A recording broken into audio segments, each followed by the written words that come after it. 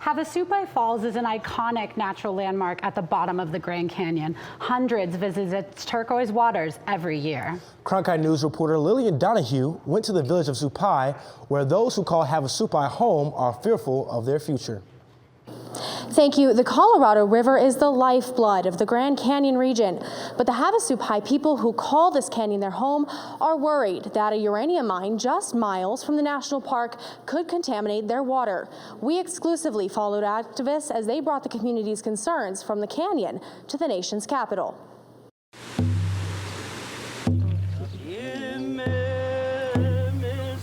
Havasupai, that means people of the blue-green water. That's who we are.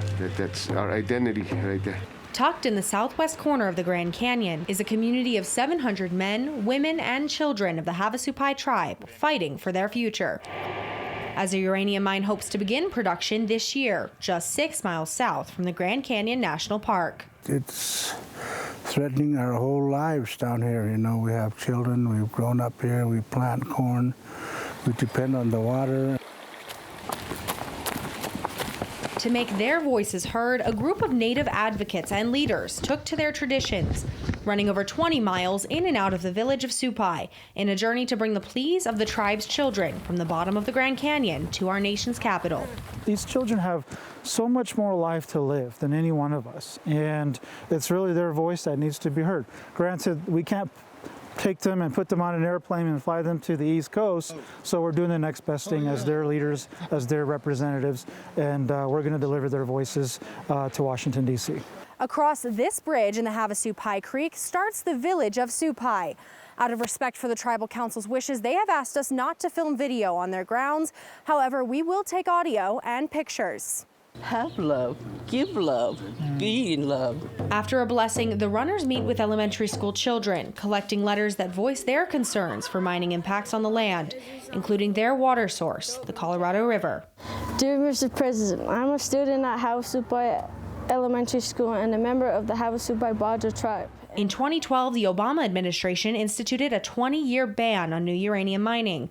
Now the Trump administration is considering lifting that ban. For companies like Energy Fuels, it makes it easier to continue their plan to collect more than 2 million pounds of uranium from the Canyon mine. Contamination from the mining has the potential to impact rivers and water sources downstream. A spokesperson for the company says the mine is small, yet important for the state. We estimate that the uranium that comes out of the Canyon mine could provide all of the electricity for the state of Arizona for about a year. Moore also says he wants to ensure the people of Supai that water contamination will not be an issue. And if I really thought that there would be any chance that we were going to harm any of that, I simply couldn't work for this company. But the people who live in these Red Rock valleys and desert canyons are hesitant to trust mining companies who they say have exploited their land before.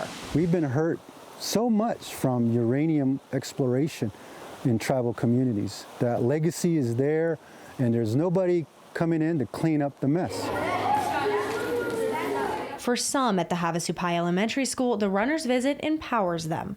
It's incredible because I never knew that other people knew that Supai existed, and it's really awesome to have him here, really to come and help us make a bigger voice out of us. The children have a strong voice, and we let them know that their ancestors fought very hard for to continue their way of life teaching, and they're going to do the same by writing these letters. Right.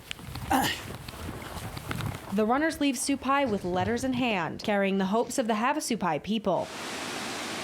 It's a message they hope will be heard far from the canyon walls, over the din of the falls, and all the way to the highest office in the land.